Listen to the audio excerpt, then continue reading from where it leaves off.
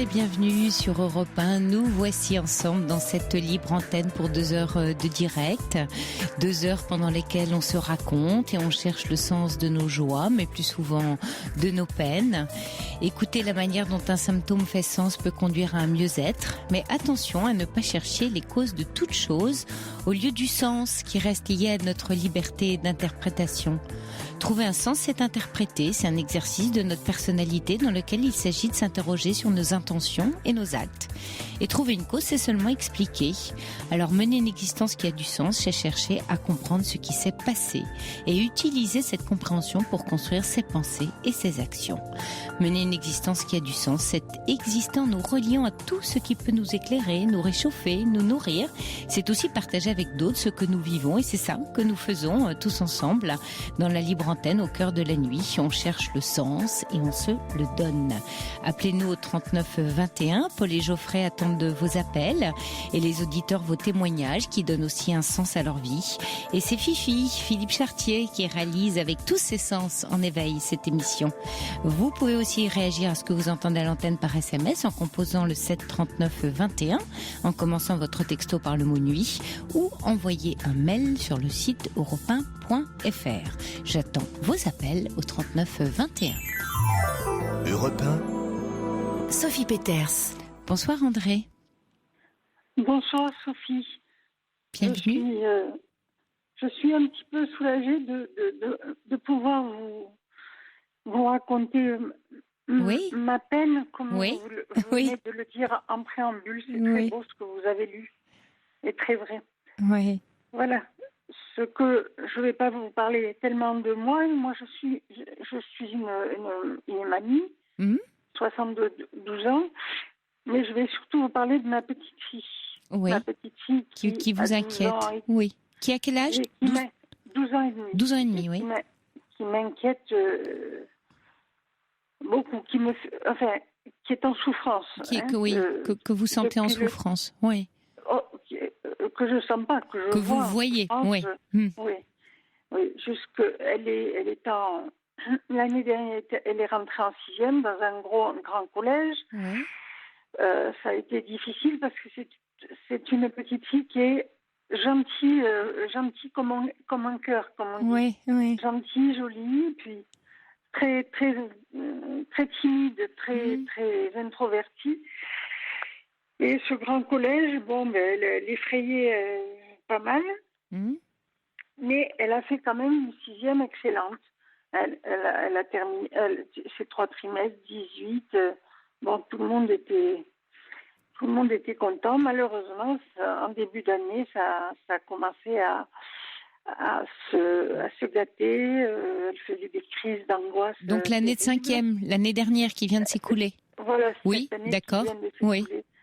Des crises d'angoisse, elle se mettait dans des états pas possibles. Oui. Comme moi, j'ai élevé des garçons, donc je suis assez attentive. Oui. Je comprenais pas ce qui se passait. Je n'ai pas compris ce qui s'est passé. Et parce que vous l'aviez souvent, vous l'aviez quoi le mercredi, les week-ends ou... Voilà. D'accord. À partir du divorce de ses parents, donc elle avait 3 ans, je m'en suis occupée très régulièrement. D'accord. Parce que j'allais la chercher à l'école, etc. Ses parents, donc, elle était en garde alternée, ce qui est sûrement pas une bonne chose, de toute façon. Mais c'est comme ça qu'ils ont pensé terminer leur couple. Mais voilà, elle ne disait rien. Elle était soumise à tout ce qui se passait. Oui. On lui disait on va aller là, toute là. Petite, oui. Elle ne disait rien. Oui. Elle était toujours très très affectueuse. Oui. Et puis voilà. C'est en 5e. Oui. Mais en même temps, vous savez, André, l'univers, c'est souvent au moment du collège, l'univers du collège, qu'on voit justement, certains troubles qui peuvent apparaître chez des enfants, parce que c'est un univers très violent, le collège. Tout à fait. C'est un âge où il y a énormément de violence entre eux, et c'est quelquefois des époques, des classes qui sont pas très bien vécues par beaucoup de jeunes, même qui en parlent rétrospectivement. Mais ça, je l'ai constaté Oui. en allant la chercher au collège. Difficile de s'intégrer, surtout si vous dites un grand collège. Et alors, Ah du oui. coup, les parents ont conscience, comment ça se traduit? Alors, vous m'avez dit des crises d'angoisse. Là, elle en est où, Voilà, là? Parce que... elle se mettait, par Ouais. exemple, s'il y avait un mot de travers ou qu'elle Mm. n'acceptait pas, c'était à crier, mais des fois, je me disais, elle va, comme on dit vulgairement, elle va péter un plomb. Ouais. C'était trop d'angoisse. Trop pour une petite d'angoisse. fille comme ça. Comment elle a terminé l'année? Dans quel état? Puisque là, on Pas est bien, l'été. pas Oui. bien. Vous l'avez eu Pas en bien. vacances? Vous l'avez en vacances cet été avec vous? Alors cet été, elle n'a pas voulu. D'habitude, on partait tout. Je l'amenais 8 jours en montagne pour Ouais. pour qu'elle respire, qu'elle fasse des choses qu'on ne fait pas dans l'année, aller visiter ceci, cela. Et cette année, elle n'a pas voulu. Ah ouais. Alors, pour vous dire que tout a commencé, elle a commencé à dire que un tel va me tuer, je veux plus. Elle a refusé elle refuse d'aller chez son père Ouais. parce que il avait une copine qui est partie, l'autre qui arrive, qui est pas plus douée avec elle, je dis douée entre guillemets. Oui. Et elle veut plus aller chez son père. Voilà. Elle dit qu'il va la tuer, que ceci.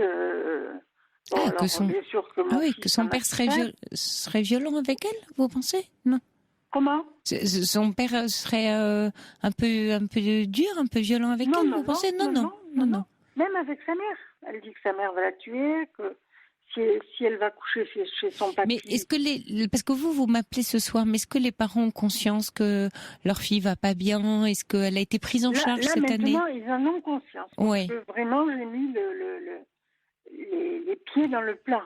Oui. Hein, même toute petite, comment je veux dire, pas en osmose, mais avec les institutrices de la maternelle, du CP, j'ai pu j'ai pu avec les anticiper, en parler avec eux, oui. Voilà, pour que elles en parlent avec eux. D'accord. Pour que l'institut les convoque. D'accord. Etc. Mais cette année, du coup, est-ce qu'il y a une décision qui a été prise, qu'elle se fasse aider, qu'elle soit suivie, prise en charge? Depuis l'année dernière. D'accord. Je dis, il faut l'aider. C'est pas possible qu'elle reste comme ça. Je veux dire, c'est insupportable. Insupportable. Oui. Même pour l'autre mamie, c'était insupportable. Bon, et du coup, la décision a été prise? Alors, la décision a été prise, et depuis le mois d'avril, je crois que c'est après Pâques, elle est dans un protocole, vous savez, les CP... Oui, les CMP, voilà. Les centres médicaux, CMPP, voilà. centres médicaux pédopsychiatriques, oui. Mais elle n'est pas hospitalisée, rien du tout. Ben non. Bien qu'à un moment, la psy, a hésité.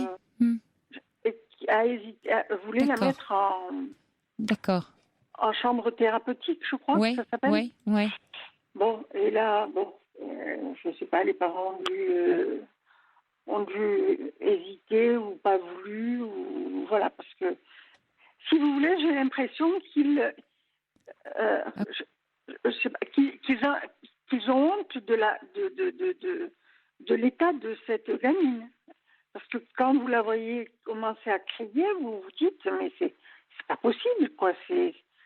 Mais vous voulez dire, André, que vous n'avez pas tellement confiance dans le suivi qu'elle a aujourd'hui? Vous avez quoi, le sentiment que... Dans le suivi qu'elle a aujourd'hui, je n'avais pas confiance. Je ne savais, parce que les parents, mon fils y allait, la maman, au début y allait, puis elle n'y est plus allée.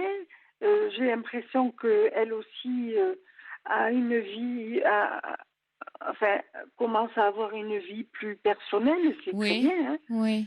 Mais qu'elle n'est pas, comment je veux dire, disponible. D'accord. Voilà. Ça c'est ce que ça c'est votre crainte en fait. En tout cas, c'est ce que vous observez. C'est ce que j'observe, et donc comme je me suis dit, ils vont chacun dire à la psy ce qui les arrange. D'ailleurs, une fois, parce que je vais souvent l'accompagner à la, Ouais. à la, Aux consultations, oui, enfin à au la centre. consultation. Oui. Elle est sortie une fois, elle s'est jetée dans mes bras et en me disant, papa m'a dit que je disais des mensonges. Oui, mais la professionnelle est là, si vous voulez, Voilà. pour Bon. faire la part des choses entre Voilà. ce que dit l'enfant, ce que dit le parent. Peut-être que vous, André, vous êtes tellement inquiète que l'état de votre petite fille, ce que je comprends, vous inquiète tellement que vous en venez à ne plus faire confiance. C'est un long travail. Hein. Y a Laura qui a 17 ans qui envoie un message en disant « J'ai vécu mes années de collège comme un cauchemar entre crise d'angoisse, dépression et tentative de suicide, le suivi a dû être obligatoire. » Mais voilà, elle envoie ce message, elle a aujourd'hui 17 ans. Il se trouve qu'effectivement, votre petite fille traverse un passage excessivement douloureux et difficile. Mais André, peut-être ne rajoutez pas son angoisse la vôtre. Ah non. Parce que ça va pas être très aidant pour elle et essayez de vous apaiser un peu en faisant confiance à l'équipe qui la suit. Ça me paraît important pour vous et pour elle. Non, mais Sophie, je fais confiance à cette dame que j'ai rencontrée. Mais alors, d'accord, mais votre questionnement ce soir, alors, par rapport à cette situation. Mon questionnement, c'est qu'est-ce que je dois faire? Parce que, être là comme vous l'êtes, André. Être là dans la confiance que vous avez dans l'équipe de professionnels qui suit votre petite fille et ne pas donner trop de crédit. C'est pas ne pas la croire, hein.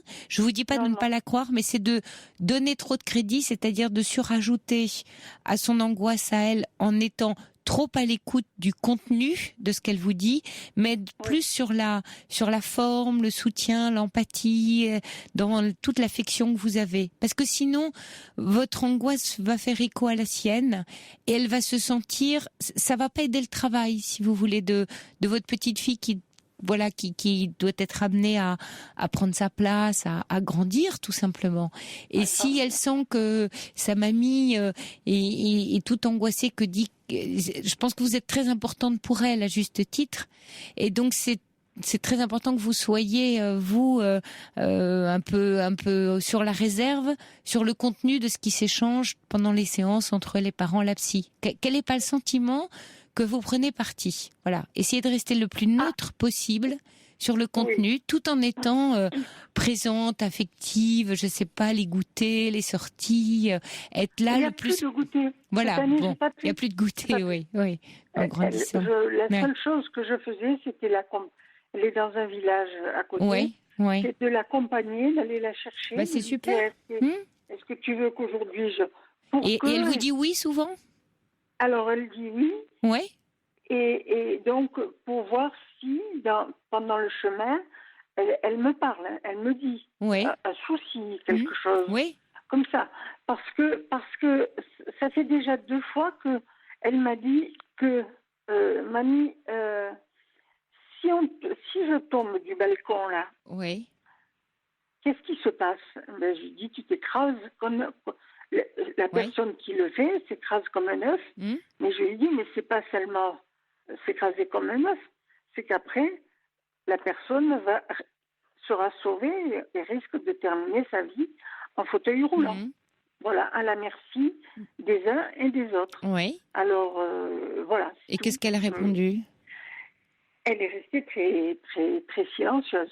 Oui, mais elle était très bien, votre réponse. En fait, elle projette des choses et c'est très bien. Là, vous avez répondu de façon factuelle et neutre, sans imaginer ou projeter que peut-être elle vous lançait une perche. Vous avez bien fait. Voilà, vous avez très bien fait. Vous avez très bien fait, André. Vous voyez, restez dans cette position la plus neutre et la plus factuelle possible, en étant là pour elle, ce que vous faites, en répondant aux questions d'enfants ou de jeunes filles aussi perturbées, angoissées qu'elle vous pose, avec tout le bon sens que j'entends que vous avez, et surtout en étant là... En étant vigilante à pas rentrer dans un certain jeu. Voilà. Et c'est ce que je sens là dans la scène que vous me rapportez. Donc ça me semble juste votre position. Et je pense que vraiment votre présence, votre désir d'aller l'emmener, d'aller la chercher, rien que ça, Rien que ça, vous allez être vraiment un appui pour elle. Et puis, après, c'est du temps et il va lui falloir du temps. Elle est aidée. Et vous savez, tous ces troubles-là sont des troubles, qui arrivent effectivement à des âges assez jeunes et au collège, c'est vrai que beaucoup de choses que je vous disais tout à l'heure, et ce que disait également Laura dans son message, c'est des années difficiles. Elle a peut-être une sensibilité aussi qui fait. Elle est petite aussi. Oui. Elle a un an de moins que les autres. Oui, il y a plein d'éléments, mais voyez, prenez un peu de distance et restez vraiment dans la position où vous êtes, c'est-à-dire distante en termes de contenu, mais très proche d'elle en termes d'affection et de présence. Mais je m'attendais à ce que ses parents soient plus dans l'empathie, dans comment je vais dire, Oui. dans le lui dire je suis là. Oui. Je lui dis de toute façon, même si on ne se voit pas, parce que je ne l'ai pas vu de l'été. Oui. Même si on ne se voit pas, tu sais que tu peux. Et même si je me fâche, parce que des fois, il arrive parce que j'ai dit un mot qui ne lui a pas plu, de raccrocher. Oui. Et donc je lui envoie un message, je lui dis tu as raccroché, mais sache que je ne suis pas contente, mais si tu as un souci, tu peux m'appeler, je suis là. Voilà, c'est tout. Je suis là. Oui, voilà. Non mais pour vous, André, c'est forcément une situation douloureuse et compliquée aussi à vivre, parce que c'est une souffrance. Parce que vous voudriez bien sûr être très utile et quelquefois on se sent bien inutile, voilà. En termes d'affection par rapport à une petite fille comme ça de 12-13 ans, pleine adolescence, l'adolescence étant de plus en plus tôt et de surcroît qui va pas bien, pour vous c'est compliqué. Donc restez avec votre cœur tout gros et tout chaud que vous avez pour votre petite fille, et je pense que votre posture est bonne et votre ton me paraît juste et vous restez dans cet axe et vous essayez de retrouver un peu de confiance dans ce qui va se passer pour elle. D'accord ? De toute façon, pour les parents, avant je leur téléphonais, mais enfin pourquoi vous avez fait ci, vous avez fait ça. Mais là maintenant, je pense qu'il ne faut plus que je le fasse, parce que si jamais comment je vais dire, je prenais, pas une initiative, puisque quand même je suis consciente de la place que j'occupe. Je ne suis que sa grand-mère. J'ai peur qu'il y ait un malentendu et qu'on me dise mais ça c'est de ta faute. Vous avez peur, oui. Vous craignez, oui. Allez-y. Si jamais tu leur dis vous devriez faire ça, comme je l'ai fait pendant toute l'année, quand la maman arrivait à 8h du soir, que cette gamine, il fallait qu'elle grandisse, il faut qu'elle grandisse. Mais je leur dis, mais bon sang, laissez-la grandir à son rythme. Et elle a grandi trop vite, à mon avis, à mon sens. Voilà.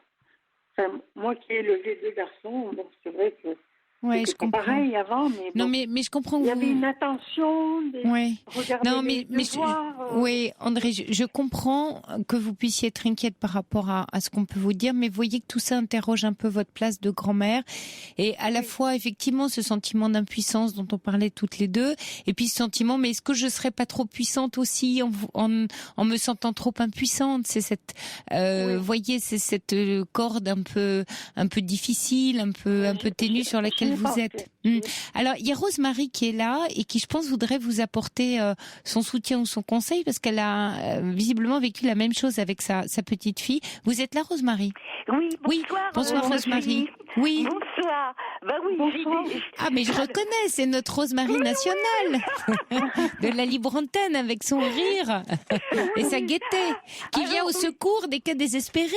Mais oui, mais alors là, moi aussi, vous savez, Sophie, je suis grand-mère. Bonsoir, André. Alors, j'ai 72 ans comme vous. J'ai une ravissante petite fille. Alors, je suis un petit peu plus gâtée que vous parce que comme elle vit en Angleterre, j'ai la distance brechtienne. Vous voyez, je n'ai pas été investie. Je me suis investie, j'envoie les livres de français pour le bilinguisme et tout ça. Mais il y a une distance, André, vous voyez. Oui, donc, c'est important. Ce qui est important. Mais ça m'a beaucoup touchée parce que Sentiment, ressenti, entre puissance, impuissance, que disait André. Ouais. Déchirée entre puissance, impuissance. Puis en plus de ça, j'étais institutrice. Ouais. Et ma fille, qui est la maman de ma petite fille, vous trouvez qu'elle se débrouille pas bien? Non, je plaisante. Pas du tout. Elle est dans une structure, cette petite fille, de 1800 élèves, une structure anglaise avec des bullies. Elle n'a pas le droit de dire que sa grand-mère est française parce que fuck the Frenchie. Ouais. C'est un truc de fou. Alors, bon.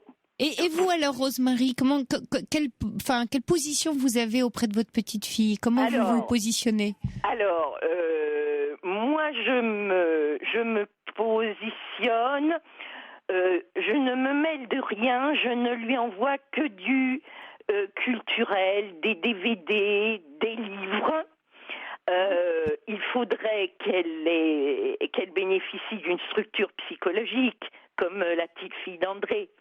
Mais dans la famille anglaise, qui est très conventionnelle, ça ne se fait pas.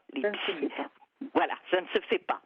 Donc, alors elle a des crises de colère terrifiantes et elle dit « je ne veux pas grandir ». Alors moi je lui réponds « je ne veux pas vieillir ». Voilà. Avec beaucoup d'humour, je vois. Si vous voulez, c'est très limité. C'est très limité, puis on est très rival avec sa maman, ma fille. Ah oui, c'est votre cas aussi, André, vous?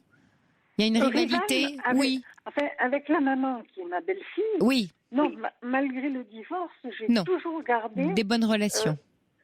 J'ai tenu à conserver des relations avec. Mais est-ce que vous portez un peu comme Rosemarie ce regard un peu sévère sur les parents, leur éducation, le rôle? J'aimerais bien qu'ils soient un peu sévères. Ah, oui, enfin, est-ce que vous portez le regard sévère de Rosemarie? C'est-à-dire, est-ce que vous les jugez pas si efficaces que vous l'auriez été ou que vous l'avez été maman? C'est ça que je voulais dire. Tout à fait. Moi, c'est mon cas. Oui, c'est ce que j'entends. C'est pour ça que je demandais à André. Oui. Tout à fait. Parce que ma fille voudrait qu'ils écoutent. Il y a aussi un petit-fils. Et or, elle n'a pas du tout opéré de dressage. Tout est en question. C'est jamais point barre. C'est comme ça, c'est moi l'adulte. Que voulez-vous, Rosemarie, voilà, on a un peu évolué en termes d'éducation ces 20 dernières années. On a d'autres problèmes. Voilà. Voilà. Donc voilà, moi je me dis que ma position, je ne suis pas chargée de mission. Je fais le maximum de bonnes petites choses. Assez sage, oui. Voilà, et puis après, je l'arc. Mais surtout, on ne dit pas fuck mes Melrose. Sauf mes Melrose, d'accord. La culture anglaise, moi, j'ai rêvé d'Oxford. Pas du tout. C'est gros machin avec les boulis. C'est terrible. Elle souffre beaucoup. Ouais. Mais merci beaucoup, Rosemarie, avec votre bonne humeur. D'être venue. Vous m'avez bon courage, et puis ces mêmes combats, et puis comme vous l'a dit Sophie... Le combat des grands-mères. Le combat des grands-mères, vous êtes, comme vous l'a dit Sophie, il faut être présente de près quand on peut, d'un peu plus loin quand on peut plus, de très très loin quand c'est plus possible, voilà. Merci Rosemarie, bonne nuit à vous. Je vous embrasse. Moi aussi. Et bonsoir à vous, bon courage André. Merci à vous. Même combat. Écoutez André, voilà, on a eu Rosemarie, c'est là que ça illustre finalement cette ambiguïté, cette ambivalence quand on est grand-mère et qu'on a été maman et qu'on a, j'imagine, à la fois le souvenir de ce qu'on a en tant que parent et ce rôle de grand-parent qui reste tout le temps inventé finalement, comme le rôle de parent d'ailleurs. C'est-à-dire que en ce qui me concerne, j'ai dû assumer à un moment le rôle de parents, exactement. De parents. Quand ils ont après la séparation, c'est pour ça que je pense qu'aujourd'hui c'est d'autant plus douloureux et difficile pour vous parce que vous avez été très investi de cette mission d'éducation. Oui. D'où peut-être ce sentiment que vous pouvez avoir par moment de culpabilité. En tout cas, je vous souhaite bon courage, André. Merci, et puis je pense que vous m'avez l'air bien dans votre axe de grand-mère. Pendant toutes ces vacances où j'ai beaucoup réfléchi je suis partie pendant un mois carrément parce que je n'en pouvais plus de toutes cette souffrance oui, de je voir comprends. cette gamine. Alors ça a dû porter ses fruits, vous voyez, votre donc, retraite. Je me suis dit, bon, il faut que tu restes à ta place. Bon, et ça va pas louper. Hier matin, elle m'a appelé en pleurs pour me dire ceci, cela. Personne ne s'occupe de moi. Voilà, Oui, mais vous voyez, André, et je vais vous laisser sur le message de oui. Nadège, qui vous dit: Oui. j'ai vécu mes années de collège dans l'angoisse et l'inquiétude sans jamais pouvoir dire un mot. J'aurais tant aimé juste une grand-mère qui s'inquiète. Alors soyez juste là, pleine de tendresse. C'est un joli message de Nadège. Non. Bonne nuit à vous. Merci beaucoup. Bonne Sophie. nuit, André, et bon courage à vous. Remercie. Merci. Au revoir. Au revoir.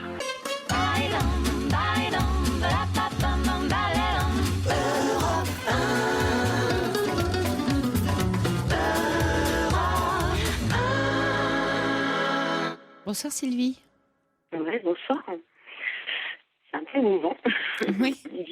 J'ai écouté le message précédent qui en fait a résonné, dans le sens où on a parlé d'une petite collégienne. Oui. Et en fait, j'appelais, moi, pour la bipolarité de mon mari. Oui. Et en fait, notre vie a basculé il y a 7 ans. Quand il a été diagnostiqué? Ma fille, oui, effectivement, à l'âge de 17 ans, a décompensé. Ah, votre fille? Ma fille, voilà, c'est ça. Et oui. Depuis, mon mari a décompensé lui aussi. Et votre fille aussi est diagnostiquée bipolaire? Alors, mais c'est une maladie qui est longue, quoi. Ça fait plusieurs ça fait longtemps que je vous écoute. Hein. Et on n'en parle pas de cette maladie, mais fait des dégâts familiaux. On en a parlé dans l'émission Les Experts à Europe 1 la semaine dernière, justement, voilà. Avec Roland Pérez, oui. Ah, je vous la mamie de tout à l'heure, là, justement, par rapport aux malades de petite fille. En fait, je vous entends pas très bien, Sylvie. Par moments, ça coupe. J'ai changé de place. Voilà. Ah, c'est les portables, oui. En fait, voilà, c'est ça. Elle a décompensé. Et les maladies psychiatriques, c'est vraiment extrêmement culpabilisant pour les parents. Pour l'entourage, oui, c'est très difficile. Et j'entendais la mamie qui avait un regard sur l'éducation de ses petits-enfants. Et donc, notre fille a décompensé et ça a fait éclater notre famille. Mon mari, de la même manière, lui, a décompensé 2 ans après. Oui.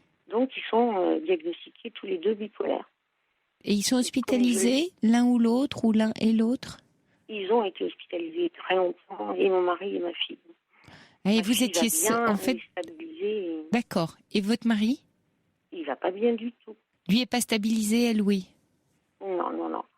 Et vous avez d'autres enfants? Vous avez d'autres enfants, Sylvie, ou? Oui. Ah, oui. Une fille aînée. Oui. Qui va bien, qui vient d'être maman, donc il y a quand même des rayons de soleil. Oui. Et en fait, moi, l'objet de mon appel, c'était de parler de l'isolement qu'engendre une affection psychiatrique. Pour vous? En l'occurrence, oui, pour moi. Oui. Pour parler comme la grand-mère, c'est vrai que ça fait peur et les gens s'écartent. Oui. On n'en parle pas. Peut-être que les parents de cette petite fille ne veulent pas que la mamie en parle parce que ça renvoie... ça renvoie à des tabous, à une image de la folie, à une honte. À tout ce qui est psychiatrique. Qu'est-ce qu'on a bien fait, pas bien fait.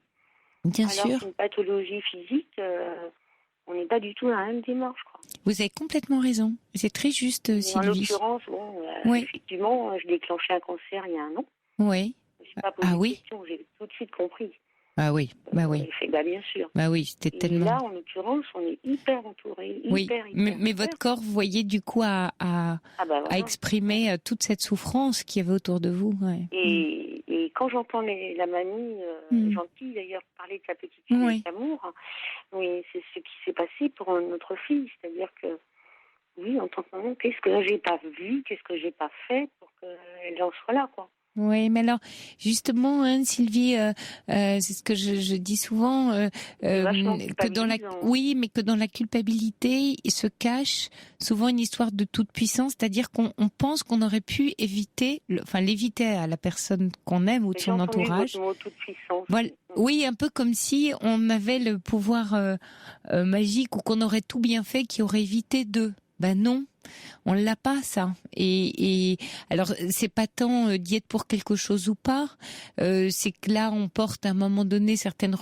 C'est cette idée de responsabilité sans culpabilité avec laquelle on a du mal dans notre culture. En l'occurrence, dans ma belle famille. Oui, oui. Ma fille est malade et mon mari, donc le fils, est malade, donc je me sens responsable et ça me. Est-ce qu'il y a des éléments... Ouais, mais est-ce que vous pouvez essayer de... Alors, je sais pas si vous êtes aidé, mais de faire le tri là-dedans sur quels sont les éléments... Oui, c'est ça. Mais quels sont les éléments... On a fait l'analyse systémique et tout. Ah, super. Vous avez fait de la systémie. D'accord. Ça fait des années... Oui, ça fait quand même 6 ans maintenant. Oui. Et ça travaille sur l'arbre généalogique et tout, et ça remet effectivement un jour beaucoup de choses. Quoi. Ça vous a aidé, Sylvie Ou cette culpabilité, elle reste toujours là? Pardon? Là, vous m'entendez là? Oui. Je disais, est-ce que ça a aidé à apaiser ce sentiment de culpabilité? J'ai pas l'impression que moi, les choses se sont dites. Oui. Il y a rupture avec une partie de la famille de mon mari, quoi. Oui. Ma famille à moi a peur un peu de la folie, en clair, c'est clair. Hein. Une phase maniaque, c'est comme de la folie. Hein. Mmh. Donc, l'objet de mon appel, c'est ça, effectivement. Pourquoi on n'est pas aidé au niveau de la psychiatrie, quoi. Là, il y a des psychologues et tout, mais moi, on me laisse avec un mari qui va mal et voilà. Mais vous êtes soutenu, aidé pour justement. Pas du tout, justement, la psychiatrie. Ah oui. On avait un cercle d'amis. Mais ce serait bien que vous voyiez quelqu'un qui vous aide, parce que il y a aucune raison que vous. Avec un psychiatre. Hein. D'accord, parce qu'il y a aucune raison que vous sentiez. 8 ans. D'accord, donc et vous continuez malgré tout à vous sentir responsable du trouble de votre mari et de celui de votre fille. Disons que le quotidien, c'est pas évident. Il n'est pas du tout stabilisé, donc là, il est en phase très très très très basse. Et moi, du fait de mon cancer, je ne travaille pas. Oui. Et du coup, c'est un isolement social, tout. Ouais. Et la bipolarité, personne ne comprend. On commence à, si vous voulez, à en parler de plus en plus. Quand vous dites personne, vous pensez à qui précisément? Des cercles d'amis. C'est vrai qu'il y a 2 mois, il a eu une phase maniaque. Oui. Il fait peur, quoi. Oui. Pas dans sa violence, mais dans son comportement, quoi. J'ai appris à connaître cette maladie par ma fille, quoi. Oui, c'est vrai que c'est très difficile. Ouais. Oui, par rapport au regard de la mamie, en tant que parent, c'est des discours que j'entendais de ma belle famille. Les parents on se sent vraiment très coupable, quoi, quand son enfant va mal psychologiquement. Oui, oui. Oui, c'est juste. Et en même temps, vous ne portez pas la responsabilité de leur pathologie. Donc, ce qui me paraît important, là, Sylvie, et d'ailleurs votre cancer en est un signal. Hein, c'est aussi de prendre soin. Il fallait que j'arrête. Hein. Oui, c'est aussi d'être dans le soin de vous à un moment donné. Hein. Quand je dis le soin de soi, je parle de respect. Hein. Oui, en l'occurrence, je suis aidant là, alors que je devrais être aidée, quoi. Les deux, j'ai envie de vous dire les deux. Vous êtes à la fois mais quand on est aidant, il faut aussi savoir se faire aider. Ça va dans les deux sens, pas par la même personne justement. Donc c'est là où votre responsabilité, si vous en avez une, c'est de vous faire aider. Ça c'est clair dans la situation où vous êtes. Et ça n'enlève pas que vous soyez également aidant, mais quand on est aidant, on a besoin de ressources pour pouvoir aider justement. En l'occurrence, j'en ai plus du tout là. Donc, il faut absolument prendre cette responsabilité pour vous d'en avoir une, d'avoir l'aide dont vous allez avoir besoin. Alors est-ce que c'est des séances d'un psy qui va vous accompagner beaucoup plus régulièrement que ce que vous faites? Mais je le vois, mais je le vois régulièrement. Mais ouais. Ou de voir plus de vos amis de façon rapprochée. C'est une période de vacances, là, c'est pour ça. Ah oui, c'est pour ça que vous êtes un peu angoissée ce soir, oui. Angoissée, non, pas plus que d'habitude. Oui, je vous écoute tous les soirs, mais c'est vrai que je me disais, mais la bipolarité, on n'en parle pas, les gens ne savent pas ce que c'est. C'est ce que je vous... ça pour de la folie. Quoi. Oui. C'est on ne sait pas bien à quoi c'est dû, quoi. il y a ça dépend, il y a plein de facteurs, hein. Donc, mais je pense que vous le savez bien. Maintenant, là, vous témoignez effectivement de la difficulté d'accompagner un proche dans cette maladie. Et c'est pour ça que je vous dis que c'est important de prendre soin de vous et de pas être seul face à ça. Ça me paraît important, ne serait-ce que pour pas rentrer dans la culpabilité dans laquelle vous parlez. Là, c'est un peu lourd, quoi. Bon, faut que je m'occupe de moi, quoi. Oui, mais encore une fois, vous occupez de vous, c'est trouver du soutien ou de la ressource. Alors, si c'est pas des gens, ça peut être des activités, ça peut être quelque chose qui vous fournit un certain apaisement ou un plaisir. Que vous retrouviez en tout cas quelque chose de l'ordre du plaisir et du désir de vivre. C'est très important pour vous là, vraiment. Mais je suis lancée dans le bricolage. Ah super, pourquoi pas. Ah oui, bravo. Vous voyez que ce soit important que vous. Mon cancer, je l'ai très bien appréhendé. Oui. Donc vous avez une sacrée force quand même, une sacrée puissance. En tout cas, Pas le choix. Ouais. J'avais pas le choix. Mais non, vous n'aviez pas le choix. Ouais. Bon courage Sylvie, parce que Non, mais merci. Merci de nous avoir rappelé et d'avoir témoigné. Mais j'imagine combien, essayez. Vous avez bien fait de nous appeler ce soir parce qu'effectivement, d'être isolé comme ça, d'avoir besoin d'en parler, non, mais ça va quand même. Ça fait écho. On va appeler quelqu'un, mais là, en plus, j'entendais cette mamie. Il y a des mots qui résonnent là. Avant de vous quitter, Sylvie, avant de vous quitter, Sylvie, il y a Sandrine qui vous dit qu'il existe une association d'aide aux familles des malades mentaux. Une AFAM, voilà, vous connaissez. Oui, je connais. Ah, super. Ok, merci à Sandrine en tout cas d'avoir envoyé le message et bon courage à vous Sylvie. Au revoir. Merci, au revoir. Pour intervenir dans l'émission, appelez le 39 21, 34 centimes la minute. Bonsoir Berthe. Bonsoir Christophe. C'est Christelle. Ah, pardon. Christelle. Voilà, j'avais du mal à m'entendre avec Geoffrey, excusez-moi. Alors, et puis un petit souci de micro, quelquefois ça arrive en direct. Bonsoir Christelle. Oui, bonsoir. En fait, moi je voulais parler d'un phénomène. J'ai l'impression que quand on est une femme seule, qu'on approche de 40 ans, on essaie tout de suite de nous caser. Enfin, moi, c'est ce que j'ai remarqué là dernièrement. J'ai des copines qui essayent de me caser avec des hommes alors que j'ai rien demandé et ça me met dans des situations un peu par exemple aujourd'hui par exemple. Vous avez quel âge Christelle juste pour 39 ans. 39 ans, oui. Aujourd'hui, j'ai reçu un message de quelqu'un que je connais pas et qui me dit bonne soirée, j'aimerais vous rencontrer et tout, enfin comme si je sais pas, comme s'il était accro déjà alors qu'on se connaît pas. Vous êtes jamais vus?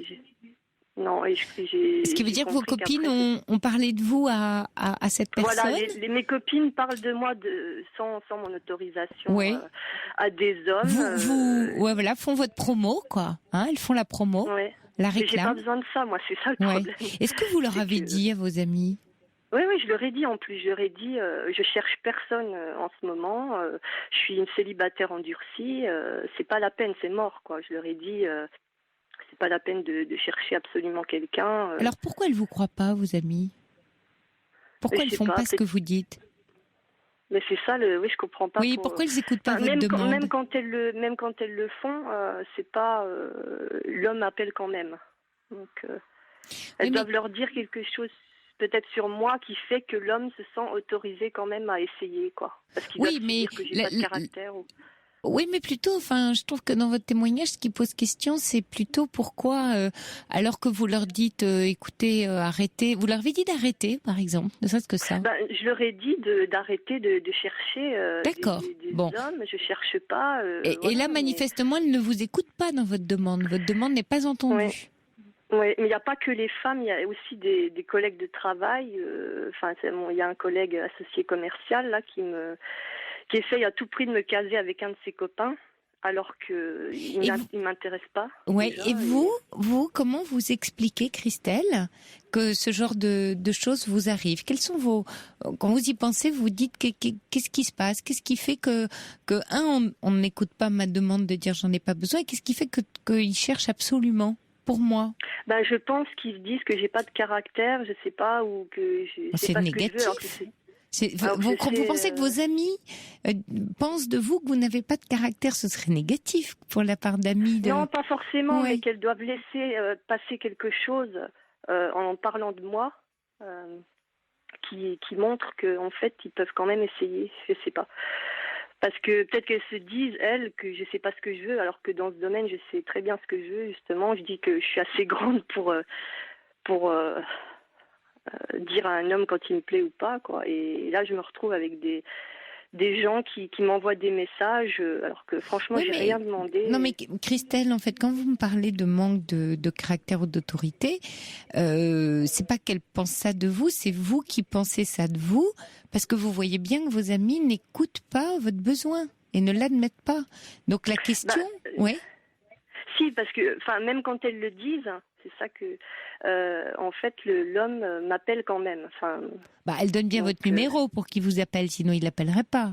Écoutez, voyez, donc de toute façon, elles font une démarche qui fait que quelqu'un vous contacte. Oui, c'est ça, c'est que j'ai l'impression que vraiment, quand on est une femme seule à 40 ans, les gens n'arrivent pas à l'admettre, quoi. Ils ont pitié, ou je sais pas, il y a de la condescendance.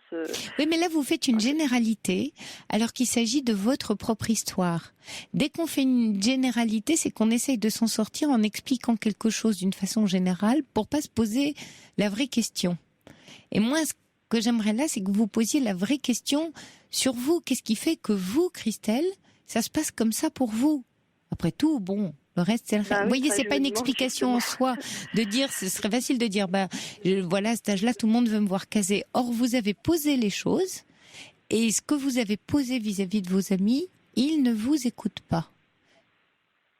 Oui, je sais pas, c'est parce qu'ils doivent interpréter autre chose à partir de mon comportement, mais pourtant, je montre alors quoi, vraiment par exemple? Oui, mais alors quoi? Si quand vous me dites ça, allez un cran plus loin. Qu'est-ce qui pourrait laisser penser que dans votre comportement, d'après vous, qui serait pas forcément clair pour votre entourage? Justement, je pense que parce que je supporte pas qu'on m'envahisse et je dois communiquer une certaine angoisse d'être envahie. J'aime bien avoir mon petit univers. Je suis vraiment une célibataire endurcie, quoi. Et j'ai des copains, mais c'est que de l'amitié. J'ai beaucoup d'hommes autour de moi, mais pour l'amitié. Et en fait, dès que je sens que quelqu'un est pressant ou cherche une femme absolument, et donc il a ciblé sur moi, ça m'angoisse terriblement et je supporte pas. Je peux devenir agressive, quoi. Ça me, je sais pas, ça me.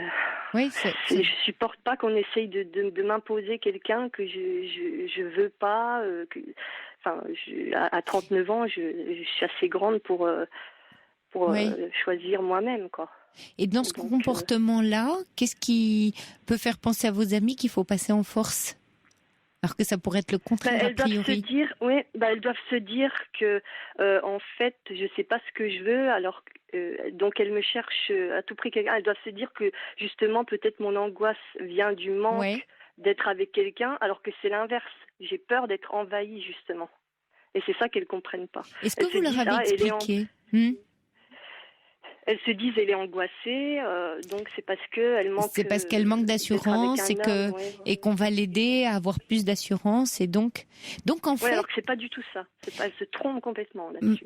Mais alors peut-être qu'il y a un manque de communication ou en tout cas un manque de clarté dans la communication entre ce qui vous anime profondément et ce que comprennent votre entourage, vos amis. En plus, je sais pas, parce que quand je leur dis plusieurs fois et clairement, et pourtant ils réessayent plusieurs semaines après.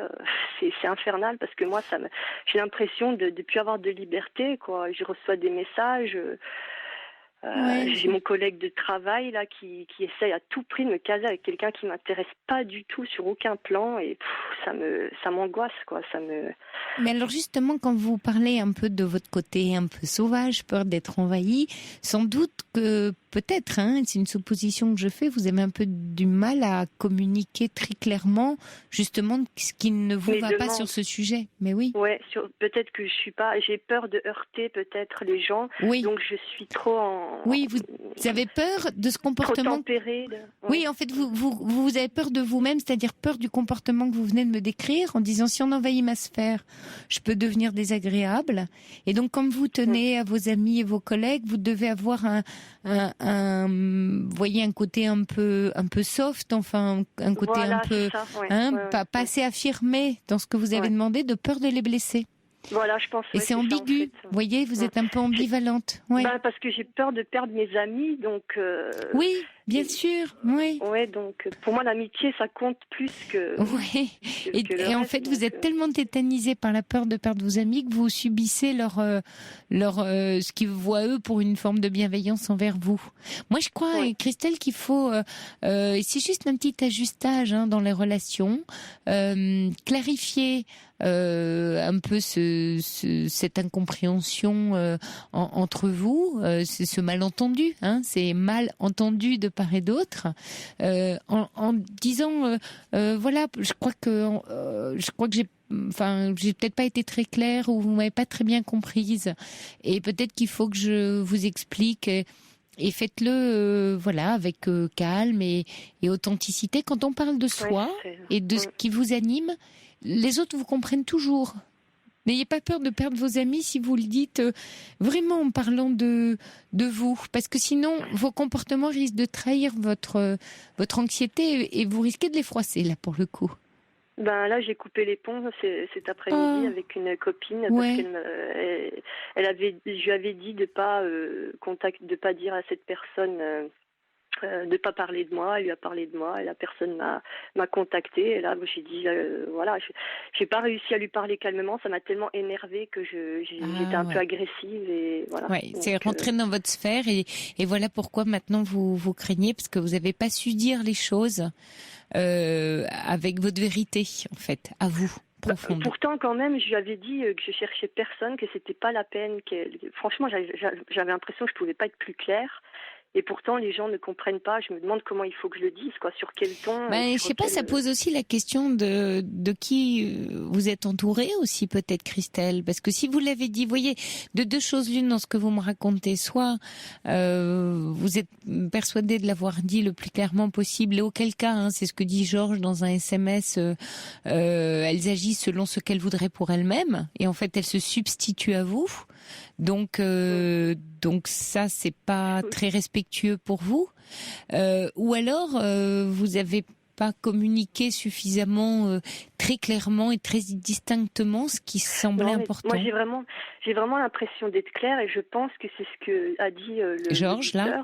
Oui, c'est que vraiment les femmes sont tellement pas bien quand elles sont seules qu'elles n'arrivent pas à concevoir qu'une femme de 40 ans puisse vouloir rester seule. Donc, elle cherche à tout prix. Mais c'est de la bienveillance, je pense. Dans le fond, Oui, vous savez, l'enfer est pavé de bonnes intentions, Christelle. Donc, on fait pas le bien pour moi, à l'insu. Voilà. Et on fait pas le bien à l'insu des autres. Sinon, c'est de la manipulation. C'est autre chose. Voilà, j'ai décidé vraiment de couper les ponts avec elle et je crois que j'ai bien fait parce qu'elle m'aurait ramené d'autres problèmes. Ça n'en aurait jamais fini. Et avec mon associé commercial, je peux pas couper les ponts parce que je travaille avec, mais il agit de la même façon. Il essaye sans arrêt. Il attend 2 semaines, 3 semaines, il recommence. Je comprends pas cette attitude. Oui. Vous voyez, soit, il y a vous allez en même temps, vous allez peut-être pas vous couper de tout votre entourage. Donc ça peut être un exercice intéressant pour vous. Regardez un peu sur Internet tous les préceptes de communication non violente, de CNV, ce qu'on appelle la CNV. Ça peut bien vous aider, Christelle, voire de faire un petit stage de communication non violente, parce que c'est vraiment pour les gens comme vous qui ont peur de la violence de leur propre moi je propos. Déteste le conflit. Voilà. Je déteste le conflit. Voilà. Et du coup, vous pourriez avoir peur d'être un peu trop cash, j'ai envie de dire. Et du coup, je suis trop. Et voilà, ça pourrait vous aider, ou allez-vous chercher un livre, vous voyez, autour de ces sujets-là. Il y a celui que je cite souvent, là, Cessez d'être gentil, soyez vrai, de Thomas Dansembourg, et qui est sur le site de la bibliothèque d'Europe 1 de la Libre Antenne. Mais regardez, vous tapez sur Internet communication non violente, CNV, et peut-être avant, Oui. Non, mais je veux dire, avant, j'étais trop gentille et maintenant, je dis les choses, justement, franchement, j'ai l'impression d'être vraie. Et c'est pour ça que je me gêne plus du tout, quoi. Je dis franchement les choses. Oui, mais ça peut paraître un peu trop violent, mais en même temps, moi, je préfère être comme ça qu'être comme j'étais avant, quand je me retenais de dire les choses et que j'avais des SMS sur le dos sans arrêt. Oui, je comprends bien, Christelle, mais c'est comme si vous étiez passé d'un extrême à l'autre. Il y a peut-être un juste milieu à trouver pour vous. C'est super d'avoir réussi à dire ce que vous n'arriviez pas à dire avant. Donc ça, vraiment, vous voyez, vous avez fait un grand pas. Et puis en même temps, peut-être le curseur est allé un peu loin puisque vous êtes passé en force sur vous-même. Il suffit peut-être de le ramener un peu plus au milieu. Oui, ça c'est vrai que il faudrait que j'arrive à parler calmement, à penser que parler calmement, ça peut être suffisant pour communiquer une demande, qu'on n'est pas obligé d'être dans l'énervement, quoi. Oui, exactement. Exactement. Parce que justement, les personnes qui sont calmes, elles donnent une image d'assurance, alors que si je m'énerve trop, ils vont se dire c'est parce que finalement, elle veut quand même, quoi. Exactement. Et elle ne sait pas comment le communiquer. Voilà. Alors justement, je m'enfonce encore plus. Finalement, la personne, elle va rappeler quand même parce qu'elle va se dire, oh là là, elle a besoin d'affection, je sais pas quoi. Et vous avez très bien vu les choses, Christelle. C'est exactement ça. Vous voyez, comme c'est très paradoxal. Par rapport à l'intention que vous avez à l'intérieur de vous et ce que vous communiquez qui fait que l'autre peut comprendre tout le contraire. Vous commencez à entrevoir la logique. Donc, oui, il faut que je mette le curseur au milieu. Oui, être calme, avoir un message calme et les gens comprendront mieux, quoi. Oui, alors le calme, c'est effectivement une image parce que c'est pas il y a le ton, puis il y a vraiment ce qui vient. Le calme, il vient parce que il y a quelque chose est juste à l'intérieur de soi. Finalement, on ne parle pas pour l'autre. Enfin, on ne parle pas dans l'objectif absolu. Vous voyez, on n'est pas dans la peur de la relation, mais on parle aussi pour soi. On est au contact de soi au moment où on s'exprime. Je sais pas si je suis claire là. J'ai tellement l'impression que ma copine comprend pas que j'ai besoin d'être agressive, de parler fort pour qu'elle comprenne, de vraiment lui rentrer ça dans la tête parce que j'ai l'impression que si je suis calme, ça va être inutile, quoi, que ça aura pas de force ce que je dis. Mais Christelle, juste que vous venez juste à l'instant de me dire, ce serait extra autour d'un petit café, d'en parler calmement avec votre ami, en parlant, j'ai l'impression vous voyez, exactement la façon dont vous me l'avez formulé. C'est-à-dire que racontez à votre ami tout ce que vous fabriquez par rapport à son comportement. Vous voyez, et ça, vraiment, ce serait intéressant parce que vous allez l'amener à vous aider aussi, à avoir un retour. Vous allez créer un vrai lien. N'ayez pas peur de livrer ça. Et puis il y a Sylvie qui a raison sur la communication non violente dont je vous parlais. Il y a aussi tous les livres de Marshall Rosenberg qui sont très intéressants et que vous pouvez trouver en petit format poche à la Fnac. Donc ça vous aidera, j'en suis sûre, à y voir plus clair. En tout cas, bon courage Christelle, puis je sens que vous tenez le bambou. Merci. Vous êtes bien partie. D'accord. Bon courage à vous. Merci de votre appel. Merci.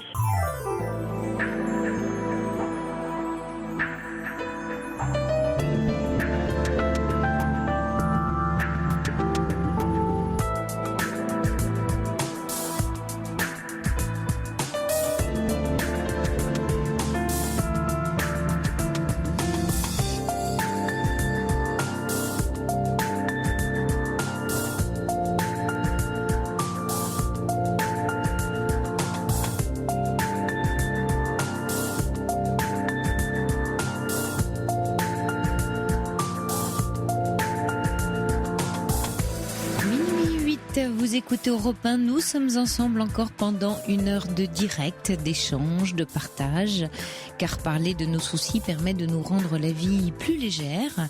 L'antenne est à vous, il vous suffit de composer le 39 21 pour partager avec nous des événements de votre vie, des questionnements, vos préoccupations.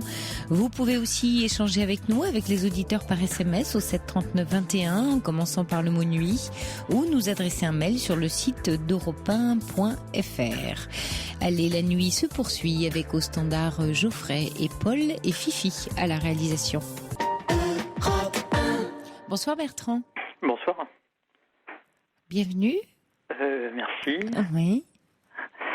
Donc moi je vous appelle pour... j'ai fait une rencontre il y a une quinzaine de jours Donc, chose plutôt assez positive. C'est quelqu'un que je vois, bizarrement, que je voyais passer devant mon travail depuis au moins 2 ans. Alors, pendant la période scolaire avec sa fille. Et comme à force de l'avoir passé, et puis que d'avoir vu 2 autres fois ailleurs et seul avec sa fille, donc j'ai dit, tiens, essayez de l'inviter. Donc j'étais à son travail, elle travaille dans un commerce. Je l'ai invitée, elle a accepté. De prendre un verre, du coup on a été manger au restaurant, la soirée s'est bien passée. Elle m'a raconté un petit peu sa vie, on s'est raconté quoi, et on s'est revus un autre soir où on a été manger au bord de l'eau, c'était très bien passé, on a passé la soirée enlacée, on a discuté longtemps dans ma voiture au pied de son appartement, et du coup à la fin elle me dit si tu veux monter voir mon appartement, je dis ok, pas de souci. Pas longtemps parce que j'attaque de bonne heure. Donc on est monté, on est resté enlacé et tout, et puis on avait passé une super soirée et je suis reparti. De là, on s'est revu une 3e fois. Et puis, le mardi dernier, je reçois donc elle était partie voir sa fille qui est en vacances scolaires, donc c'est ses parents qui la gardent. Et je reçois un message où elle me dit moi ça va, à part que je me rends compte que toute ma vie est tellement paramétrée autour de ma fille que j'oublie tout le monde. De ce fait, je t'ai ouvert aucune porte. Désolé, c'est bien compliqué pour moi. Bon. Alors moi l'échange de SMS, je suis pas trop fan. Donc là-dessus, je lui dis écoute, moi personnellement, je t'ai pas fait de reproche, mais puisque je vois que tu as l'air de te faire une autocritique, le mieux, ça serait qu'on se revoie un soir pour qu'on en parle. De là, elle me dit oui, c'est sûr, ça serait bien, mais alors à chaque fois qu'elle m'envoie un message ou n'importe quoi, elle me donne aucune perspective. C'est moi qui veux qu'il prenne l'initiative à chaque fois de dire quand est-ce qu'on peut se voir. À chaque fois, ça c'est quelque chose qui m'a frappé déjà. À chaque fois, c'est-à-dire, il n'y a eu que 3 rendez-vous là. Oui, mais il y a eu pas mal d'échanges d'SMS où. Là, depuis ce moment-là, ça date de quand ? Depuis 15 jours, quoi. Depuis 15 jours, mais parce qu'elle est là, elle est pas loin de vous, en ce moment. Oui, puis alors elle passe devant mon travail, mais ça porte d'appart tous les jours, matin et midi, pas le soir parce que j'y suis plus moi au travail, donc je la vois pas, mais sa porte d'appartement est à 10 mètres de ma porte d'entrée de travail. Donc vous sentez qu'elle est un peu fuyante, c'est ça, sur cette histoire de rendez-vous ? C'est par rapport à son histoire surtout, parce que en fait, par rapport à sa vie paramétrée, en fait, c'est quelqu'un qui est séparé du père de sa fille depuis 3 ans, et apparemment c'était quelqu'un de violent, je pense. J'ai pas trop posé de questions, elle m'en a dit un petit peu, mais et du coup, elle a tout refermé, et quoi. Elle est dans la crainte, elle est dans l'inquiétude, il y a quelque chose qui lui fait peur. Il lui a fait vivre un enfer. En fait, il a même pas le droit. Je pense que c'est compliqué parce qu'il a même pas le droit, jusqu'à l'âge des 18 ans de sa fille, de la voir. Ah oui, d'accord. Donc le juge a statué pour. Donc c'est sérieux quand même. Ah oui, c'est sérieux. Donc il lui a fait vivre un enfer. C'est ses mots, c'est elle qui me l'a dit. Et du coup, le soir, quand on s'est retrouvés pour en parler, donc après qu'elle m'a envoyé ce message. Ah oui, donc vous êtes revus pour mettre les choses au point. On s'est revus mercredi dernier. D'accord. Pour remettre les choses au point. Donc je suis arrivé chez elle, elle me dit on se revoit, toujours même heure, devant chez moi, ok. Donc je sonne chez elle, elle me dit tu montes, je prépare un peu à manger, comme ça on discutera en même temps. Elle me fait monter chez elle. Déjà, chose qu'elle fait monter rarement quelqu'un chez elle, c'est quelque chose qu'elle m'avait confié. Et du coup, elle me dit écoute, on discute un peu avant, puis elle me dit écoute, pendant le mois d'août, on va pouvoir se voir, mais après, ça sera compliqué quand ma fille, elle va revenir. Alors, je lui dis, d'accord. Je dis, mais explique-moi un peu, parce que je comprends pas très bien. Je dis, ta fille, elle a un problème. Non, ma fille, elle va très bien. Alors, je lui demande de me parler un peu de sa fille. Elle m'en parle. Quelqu'un d'équilibré, qui s'est bien remis de ce qu'elle l'avait fait suivre, qui s'est bien remis. Elle me décrit une petite fille, qui va très bien et tout. Et par rapport à son SMS, je lui refais voir son SMS et je lui dis, mais écoute, t'as pas l'impression que c'est toi qui te caches derrière ta fille pour ne pas... Et là, toute la soirée, on a beaucoup parlé. La première partie de soirée, c'est moi qui ai un peu parlé, qui lui posais des questions. Elle se rongeait les ongles. Je voyais bien que j'avais tapé en plein dans le mille, quoi. Et que, elle a tout fermé. Sa priorité, c'est sa fille. Et que, voilà quoi, elle veut pas me faire de promesses, elle m'a dit, mais bon, en même temps, elle me dit qu'on avait passé une super bonne soirée, qu'on était bien ensemble. Enfin... Oui, en même temps, dans ce que vous me racontez, enfin, c'est une supposition, hein, oui. mais ce que je crois ou entendre ou entrevoir dans vos propos, c'est qu'elle s'est sentie, parce que vous dites j'ai tapé dans le mille, vous voyez, comme une cible un peu, ouais, et peut-être vous l'avez un peu maladroitement, mais en croyant bien faire, et souvent c'est quelquefois ce qui nous arrive, hein, fragilisé ou dévoilé, et elles se sont plus trop à l'aise, ou en tout cas pas en confiance avec vous, parce que peut-être un peu jugée, vous voyez, et ça la rend, parce que comme vous la comprenez bien, vous voyez, vous comprenez bien dans quoi elle est, mais vous voulez être sûr de ce que vous comprenez, donc avec un petit peu de maladresse, vous y allez, quoi, franc jeu. Mais en même temps... En fait, j'y étais beaucoup en... Bon, mais je suis tout à fait d'accord avec ce que vous dites. Oui. En même temps, mais j'y étais pas en lui disant... Enfin, je lui ai posé des questions, quoi. Mais, enfin, voilà, quoi. Mais pendant la première partie de soirée, elle n'a pas beaucoup parlé. Après, la deuxième partie, elle a beaucoup parlé, quoi. Et vous êtes resté sur quoi? Sur le fait de dire... on est resté sur le fait où elle veut pas faire de promesses, parce qu'elle sait pas, voilà. Alors moi, je lui ai dit, écoute, je sais pas trop quoi te dire, à part que...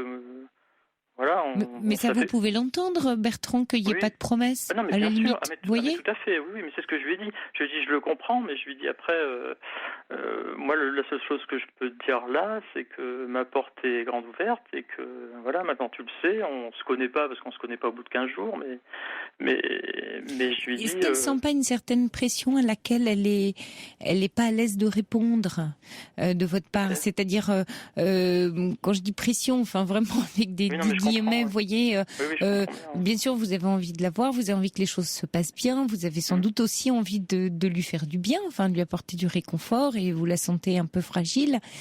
Mais en même temps, elle vit peut-être ça comme quelque chose qu'elle peut pas vous donner, qui la met elle en échec. Vous voyez, quand elle dit j'ai ma fille, j'ai pas beaucoup de temps dans ma vie, et que vous essayez de comprendre derrière quoi elle se cache, ou si elle se cache. Ouais, quand elle m'a dit ça par rapport à sa fille, je lui ai dit comme ça, parce que ça c'est, je lui ai pas dit directement, j'ai pas dit directement, bien sûr. J'étais quand même un peu. Mais quand je lui ai dit ça, j'ai dit parce que je pensais que sa fille avait des soucis et que alors là, à ce moment-là, je me serais.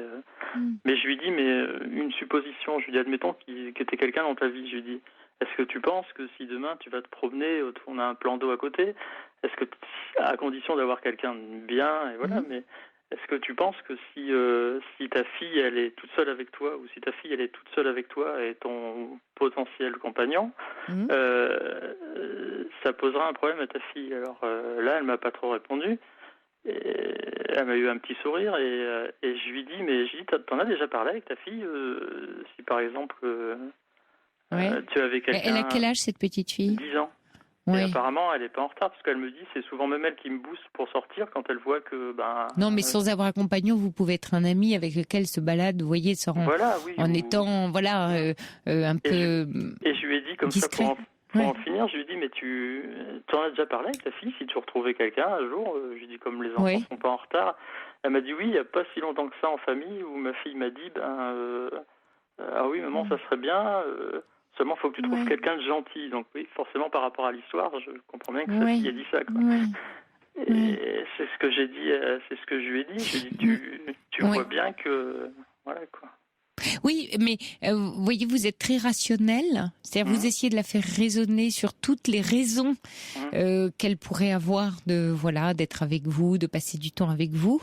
Mais le problème se passe ailleurs. Chez elle, qui est beaucoup plus émotionnelle, et en fait votre rationalité ou la façon que vous avez de rationaliser la met presque en échec, en fait, l'angoisse, parce qu'elle a le sentiment qu'elle n'arrive pas à être telle que vous souhaiteriez qu'elle soit. Et sans doute qu'il y a eu en plus dans des actes de violence envers elle, ce sentiment vous voyez, de pas être la bonne personne. Pourquoi elle, pourquoi un échec Là, vous rencontrez une femme qui a vécu sans doute, quelque chose d'excessivement douloureux, un vrai trauma. Et il y a Brigitte qui dit, il serait prématuré de toute façon de faire des promesses. Si vous comprenez si bien son besoin de se protéger, soyez très patient, très délicat. Ne mettez surtout pas de pression, dit Brigitte. Il y a beaucoup de...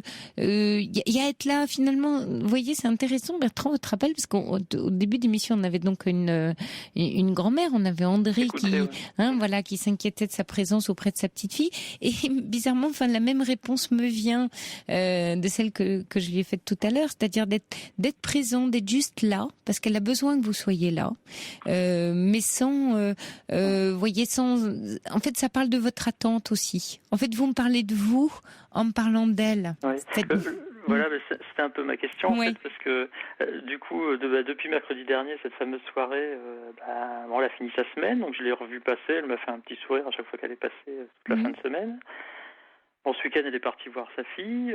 Ce soir, je suppose qu'elle est rentrée parce qu'elle rattaque la semaine comme moi demain. Mais ce qu'il y a, c'est que j'ai pas voulu envoyer d'SMS, j'ai rien envoyé du tout, je l'ai laissée tranquille. Elle m'en a pas envoyé non plus, ça je m'y attendais. Du coup, comme j'ai peur un peu et avec ce que vous me dites qui me paraît logique, du coup j'ai encore un peu plus peur. Oui, je sais pas je comprends. Je sais pas si je dois lui renvoyer un petit message dans la semaine, lui demander si elle veut qu'on se voit, je sais pas trop quoi. Non, juste être là. C'est-à-dire oui, je comprends bien sûr avec ce que je vous dis. En même temps, je sens que vous avez envie de faire bien, envie d'être là. Un petit message pour dire je pense à toi. Je sais que tu reprends le boulot demain. J'espère que t'es bien rentré. Voyez, c'est ça une présence. C'est lui envoyer des petits messages comme quoi vous pensez à elle, vous êtes dans sa réalité, sa reprise. J'espère que ta fille a passé de bonnes vacances, que tu es heureuse de la retrouver. Voilà, vous ne proposez rien. Il ne faut pas que je propose de rendez-vous. Pas tout de suite. Vous envoyez déjà 1 ou 2 petits messages comme ça, vous êtes là, vous pensez à elle, vous pensez à sa réalité, puis vous allez voir si elle vous répond et comment elle vous répond, et je pense qu'elle vous répondra et qu'elle appréciera. Elle va peut-être dire oui, j'espère toi aussi. Et puis la fois d'après, il y aura un à bientôt, et puis vous y allez tout en douceur. Mais surtout pas chercher dans les jours, dans plusieurs jours à venir. En fait, faudrait que ça vienne d'elle, quoi, en fait. Non, parce que là, vous comptez les points. Vous voyez, vous m'avez même dit tout à l'heure, c'est toujours moi qui fais le premier pas, c'est pas elle. Vous êtes beaucoup dans l'attente, Bertrand. Oui, disons que après, c'est mon histoire qui fait ça. C'est-à-dire que j'en ai 41, et c'est vrai que j'ai eu 2 histoires, mes 2 grosses histoires qui sont pas été très faciles, où j'en ai. Et c'est vrai que je suis quelqu'un qui prend les choses à cœur. J'ai eu un coup de cœur pour cette fille. Oui, super, tant mieux.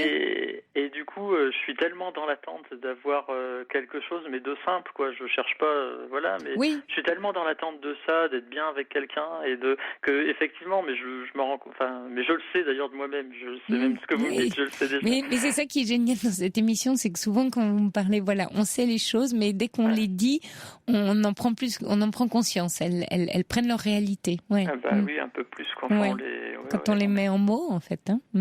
Ouais, puis je pense que j'ai besoin d'entendre ce qu'on me dit, ce qu'il fallait faire, parce que j'ai pas envie de faire n'importe quoi. Et effectivement, je ressentais quelque part le fait j'avais peur d'être oppressant.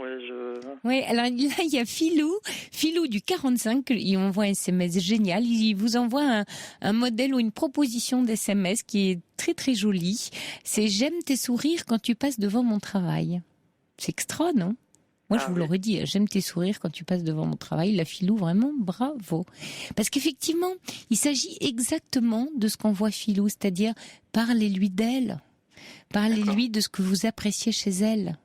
Elle le sait pas, ça. Parce que elle, ce qu'elle entend, c'est il veut me voir, il a envie de me voir, et tout ce qu'il me demande, je peux pas lui donner. Et en plus, elle est dans la culpabilité vis-à-vis de sa petite fille, dont elle joue à la fois le rôle de la mère et du père. Donc c'est pas facile. Elle me l'a dit d'ailleurs. Texto, c'est difficile de jouer le rôle de la mère. C'est très difficile, bien sûr. Donc, si elle doit en plus s'occuper d'un homme dont elle sent qu'il a trop d'attentes et qu'il va falloir qu'elle comble de surcroît un homme, là, elle se dit non, mais je vais pas y arriver, je peux pas être partout. Alors, voyez, voilà, nourrissez-la. Mais je lui ai dit aussi, pendant la conversation, je lui ai dit aussi que voilà, que j'avais eu un coup de cœur pour elle et que, enfin voilà, elle était belle comme un cœur. Bah ça c'est super. Bon, voilà, ça je lui avais dit aussi pendant la conversation, mais effectivement, je me rends compte que peut-être j'ai trop. Oui, d'être un peu poète. Voilà, je vous redis le petit texto de Philou. Là, j'aime tes sourires quand tu passes devant mon travail. Ben ça va lui mettre le sourire pour la journée, du soleil dans son cœur. Ouais. Je crois que je fasse ça demain matin. Ouais.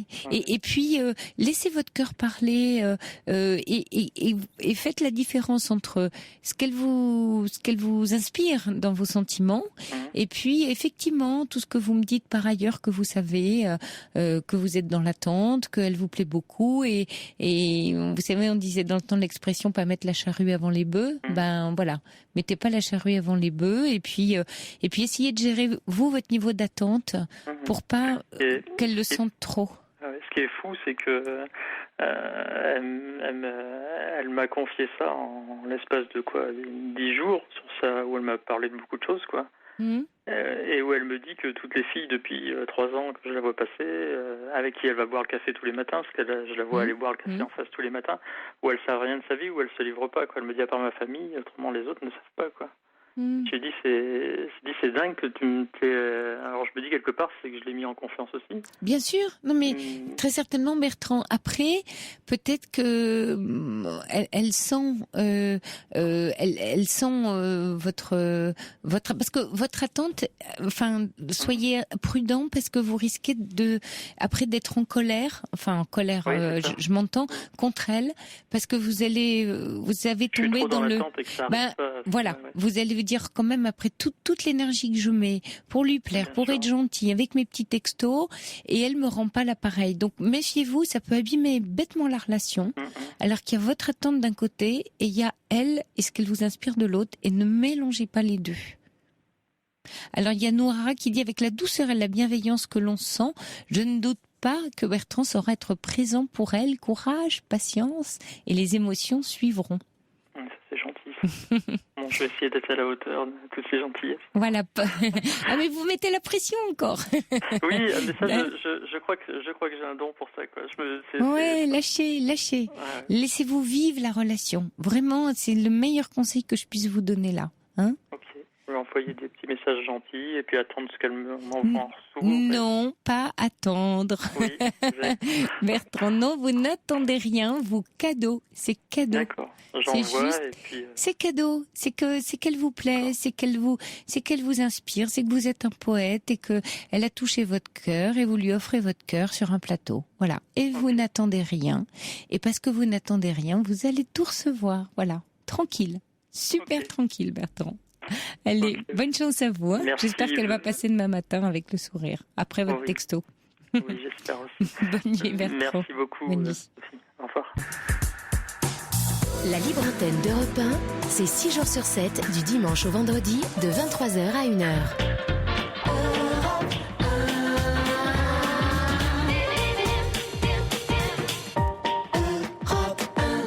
Bonsoir Magali. Oui, bonsoir. Bonsoir. Allô, vous m'entendez ? Oui, très bien. Vous êtes avec nous à l'antenne d'Europe 1. Super.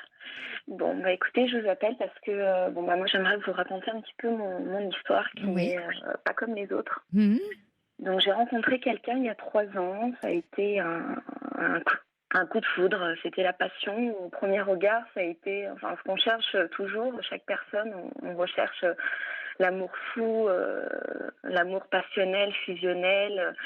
En un regard, je me suis dit que cette personne, ce sera le père de mes enfants. Pardonnez-moi Magali, est-ce que par hasard vous êtes sur haut-parleur ou en kit main libre parce qu'on entend un retour dans votre voix? Non. Voilà, super. Oui, merci, c'est mieux pour les auditeurs. Voilà. Donc le coup de foudre, c'était il y a quand? Il y a 3 ans? Il y a 3 ans. Je l'ai rencontré en vacances. Ça a été un coup de foudre partagé. Ça a été réciproque. En un regard, on s'est dit que voilà, on s'aimerait pour la fin de la vie, on se quitterait jamais. Pour moi, c'était le père de mes enfants. Enfin, ça a été vraiment quelque chose de. Il n'y a pas de mots pour décrire l'intensité de cette relation. Une évidence. Voilà, ça a été une évidence dès le début, comme si on s'était connus depuis toujours. Donc, ça a été passionnel pendant 1 an et puis ça s'est dégradé. ça s'est dégradé. Il y a eu de la jalousie de mon côté. Il s'est passé beaucoup de choses. Ça a été très loin. On s'est quittés, on s'est remis ensemble. Mais à chaque fois, vous quittiez pour une histoire de jalousie ? Oui, souvent c'était ça. De sa part, de votre part ? De ma part, de ma part. Parce que c'est quelqu'un qui aime séduire. C'est quelqu'un qui aime, qui n'est pas forcément, qui ne trompe pas forcément. Non, mais vous aviez le sentiment qu'il vous cachait des choses, qu'il avait un monde à lui, qui n'était pas le vôtre ? Pas forcément, mais c'est quelqu'un qui fait du sport, qui fait de la musculation, donc on se dit qu'il aime chercher à plaire aux autres femmes. Oui, bon. Moi, ça a été un petit peu difficile. Ou à se plaire à lui-même aussi. Oui, peut-être aussi. Oui. Peut-être aussi. Et donc, voilà, donc il y a une relation un peu chaotique, vous dites, pendant 3 ans, c'est ça ? Voilà, ouais. Et ça a été la passion. On a vécu des moments absolument magnifiques comme des moments très difficiles. Bon, il travaillait de nuit, donc moi j'ai eu un petit peu du mal à y faire confiance par rapport aux infirmières. Le travail de nuit, je suis quelqu'un qui manque peut-être de confiance en moi, donc forcément je n'ai pas énormément confiance aux hommes non plus. Mais est-ce qu'il vous donnait confiance ? Pardon ? Est-ce qu'il vous donnait confiance ? Non, pas vraiment. Parce que la confiance, c'est dans les deux sens. Hein. On a confiance en quelqu'un quand on sent qu'on peut avoir confiance aussi. Vous voyez ? Oui. Bon, oui, c'est vrai. enfin, voilà. C'était une parenthèse, donc je vous laisse continuer. Très bien. Et donc, en fait, ce qui s'est passé, c'est que donc, on a vécu ensemble. On s'était séparés 2 fois avant. On a vécu ensemble pendant presque 1 an. Pendant ces 1 an, il m'a mise à la rue plusieurs fois. Il m'a mise dehors à plusieurs reprises. Et au bout d'1 semaine après, il me disait que j'étais la femme de sa vie, qu'il ne pouvait pas vivre sans moi. Donc, il me faisait revenir chez lui. Ouais, le chaud-froid. Voilà. Un jour, il fait chaud, un jour, il fait froid. Exactement. Ouais. Exactement. Ça a été à plusieurs reprises comme ça. Donc, il me jetait, il me reprenait. Totalement épuisant. Voilà. Et moi, j'ai toujours tout pardonné, etc. Vous êtes revenu à chaque fois. Voilà, je revenais à chaque fois. Ça a été vraiment une... Est-ce qu'à chaque fois, vous vous êtes posé la question du pourquoi vous reveniez ou Parce que j'arrivais pas à vivre sans lui. Je n'arrivais pas à respirer sans cette personne. J'arrivais plus à manger, plus à dormir. J'avais des sueurs la nuit. Je me réveillais, je voyais son visage partout. Ah oui. Ah, c'était une sorte de très maladie. Passionnel. Oui, totalement. Ah oui. Oui. Comme une addiction. C'est comme une drogue, en fait. Oui, comme une addiction. Ouais. C'est exactement ça. Et donc, ce qui s'est passé, c'est que...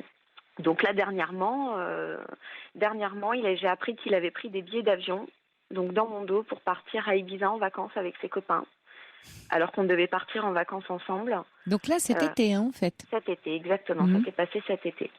Et donc, je m'en suis rendu compte sur sa boîte mail. Il m'a dit que il les avait pris comme ça parce qu'on s'était engueulés, mais qu'il allait annuler et qu'on allait partir en vacances ensemble, bien sûr. Et finalement, avant le jour J, le départ qui était prévu initialement de ses vacances, il a créé des disputes, il a créé un climat de tension. Ah bah oui, comme ça, il était sûr de pouvoir partir à Ibiza avec ses copains. Bah évidemment. Exactement. Alors, je comprenais pas son comportement qui était très distant, qui trouvait à chaque fois des problèmes pour que ce soit conflictuel, pour qu'on ait une relation conflictuelle. Et donc, du coup, il est pas rentré de la nuit. Et pour pouvoir justifier qu'ils vous mettent à la porte une énième fois. Tout à fait. Il n'est pas rentré de la nuit. Alors moi, j'étais dans un état, vous pouvez pas vous imaginer, j'étais à 2 doigts de... Bon, je me suis retenue, mais j'avais une envie d'un petit peu tout détruire dans l'appartement. J'ai pris sur moi, bien évidemment, pour me contenir. Mais ça a été très, très difficile pour moi. Sa famille s'en est mêlée. Ça s'est vraiment très mal passé. Et donc il est parti à Ibiza. Il a toujours remis la faute sur moi, comme quoi il devait pas partir, mais c'est parce qu'on s'est engueulé, donc du coup il y a été. Enfin, et quand vous me racontez tout ça, Magali, aujourd'hui, ce soir précisément, vous vous dites quoi sur vous, sur cette histoire ? Alors, en fait, moi, d'abord, je tiens à vous préciser que j'ai tout plaqué. En fait, j'habitais à Paris avec lui et du jour au lendemain, quand j'ai appris que, à partir du moment où il n'est pas rentré de la nuit et qu'il est parti à Ibiza, j'ai déménagé à Toulouse, toute seule. J'ai tout plaqué, mes amis, ma famille, mon travail en CDI. Oula. Donc j'ai tout quitté pour partir à 660 km de vie. Mais en quittant votre travail, votre famille, vos amis, vous fragilisez, Magali? Vous avez des attaches à Toulouse? Non, justement, j'avais personne. Et pourquoi Toulouse? À cause de la chanson? Non. De Claude Nougaro. Oui. Non, parce que j'avais vécu dans le sud et ça me manquait. D'accord. De toute façon. Je voulais revenir un jour dans le sud et je me suis dit que c'était vraiment le moment. Et vous pensez que... Oui, bon, et ok. qu'il fallait que je parte très très loin parce que c'était une relation destructrice et très vous avez raison. malsaine et je n'arrivais pas à m'en sortir. Et alors, comment vous vivez? Donc aujourd'hui, vous êtes à Toulouse, hein, vous nous appelez? D'accord. Comment vous vivez? Donc, elle date de quand tout ce que vous me racontez à cette édition-là, cet été-là? Ça fait 3 semaines que je suis arrivée à Toulouse. Et donc, comment vous vivez comment vous vivez avec cette décision? Je pensais que la distance allait changer. Je pensais que la distance allait m'aider à oublier cette personne, comme on dit, loin des yeux, loin du cœur. Mais finalement, c'est tout aussi dur. C'est tout aussi dur. C'est-à-dire que Magali, vous avez demandé à la distance de prendre une décision que vous n'avez pas prise vous-même. C'est-à-dire, je m'explique. Vous avez tout fait et mis en œuvre et qui était, je pense, une décision juste avec ce que vous me racontez, qui était effectivement de partir. Mais vous n'aviez pas au fond de vous une vraie décision. Vous ne vous êtes pas dit, je dois le fuir. Vous êtes parti, votre fuite, elle dit, je pars pour me protéger, mais pas parce que je ne veux plus de lui. Oui.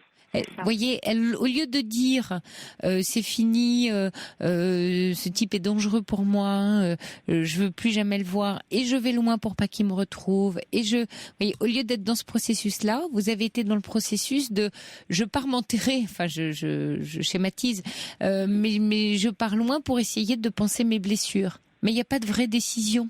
En fait, pour rien vous cacher, je partais parce que moi, au final, je me suis toujours dit que je pourrais pas vivre sans lui et qu'on est fait l'un pour l'autre, même si c'est dans 2 ans, même si c'est dans 5 ans. Vous y croyez encore, ça? Malheureusement, je me dis que de toute façon, si je pense pas à ça, pour moi, ma vie, elle est, pas terminée. Pourquoi? Pour moi, j'ai plus vraiment de but si je me dis que cette personne, je la reverrai jamais. Parce que pour moi, c'est Magali, comme une personne de ma famille. C'est comme si on va me dire, tu reverras plus jamais ta maman ou ta sœur. Oui, c'est un problème parce que c'est pas une personne de votre famille, c'est un homme avec lequel vous avez une relation pendant 3 ans. Donc c'est un premier point. Deuxième point, vous êtes resté sur le coup de foudre du début en vous y accrochant comme à une étoile. Sauf qu'il n'y avait plus d'étoile du tout. L'étoile, elle était éteinte depuis longtemps. Mais vous y restez complètement accroché malgré tout ce que vous avez subi et tout ce qui vous a fait et tout ce que vous avez vécu. Alors, au lieu de prendre la réalité de ce qui a été vécu, vous êtes resté accroché à la petite étoile qui brillait dans les premiers moments de la rencontre. Et puis enfin, vous prenez une décision qui est terrible vous concernant, c'est si je reconnais que cette histoire était finalement pour moi un échec douloureux, alors j'ai tout perdu. Vous jetez tout en même temps. Alors que c'est une expérience de la vie. Vous avez 28 ans, c'est ça Magali? Oui, c'est ça. C'est une expérience, et une expérience d'ailleurs très enrichissante pour vous, parce qu'à votre âge, ça va vous permettre d'avancer en essayant de comprendre qu'est-ce qui s'est joué pour vous dans cette relation. Vous voyez, dans la vie, il y a des choses qui nous font excessivement souffrir, comme c'est votre cas là dans votre histoire.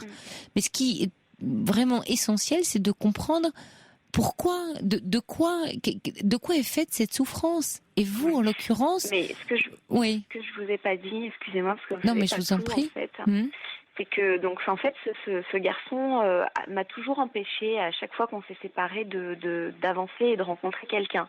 C'est-à-dire qu'il il est toujours revenu à m'envoyer des messages, à me dire qu'il m'aimait, que j'étais la femme de sa vie, et m'empêcher d'être libre quelque part. Il m'a toujours tenu un petit peu... Oui, une relation d'emprise. Vous décrivez de toute façon toutes les caractéristiques d'une relation d'emprise, Magali. Et ce qu'il m'a fait aujourd'hui, et c'est ma maman qui a voulu impérativement que je vous contacte parce qu'elle en peut plus. Elle me dit qu'elle me reparlera plus jamais si je m'en remets avec lui. Et en fait, aujourd'hui, il m'a fait croire qu'il venait me voir à Toulouse.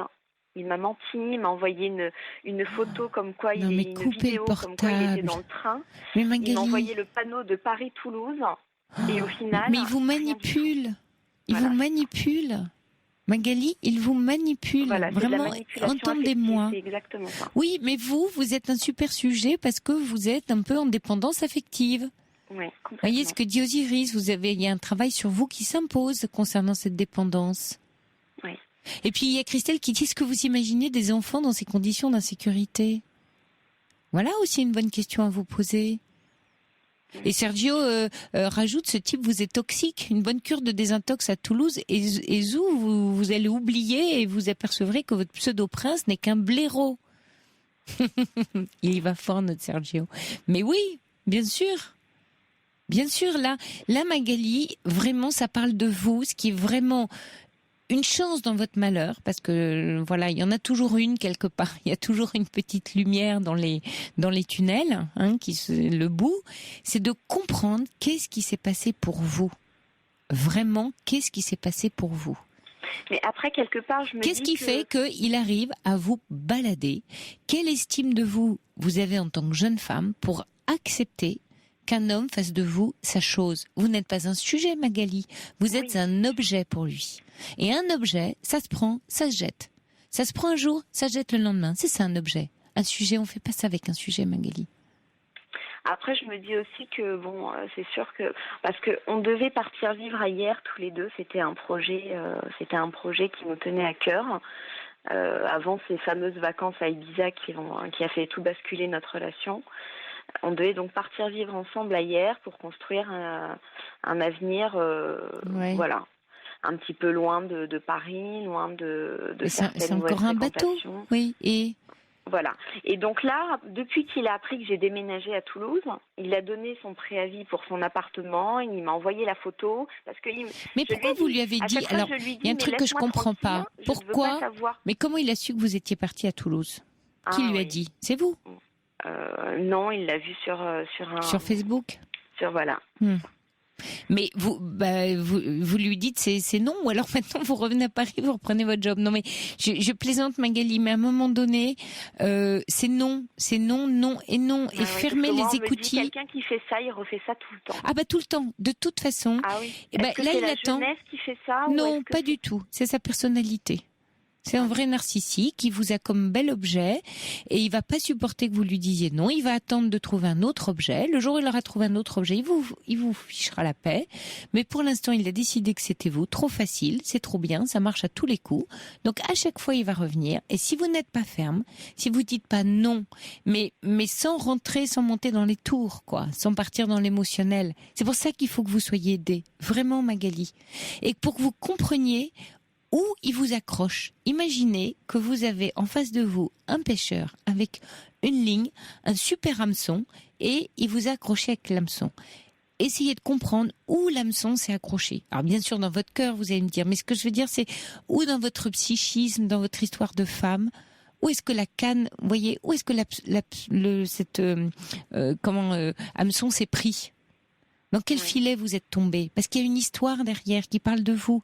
Tout ce que vous avez accepté, ça parle de vous. Votre rêve de jeune fille, cet homme de votre vie avec lequel vous alliez créer une famille, vous êtes resté accroché à ça. Sans parler du fait que j'avais appris qu'il avait ramené des filles quand on était séparés. Mais évidemment, mais de toute façon, il vous ment comme un arracheur de dents.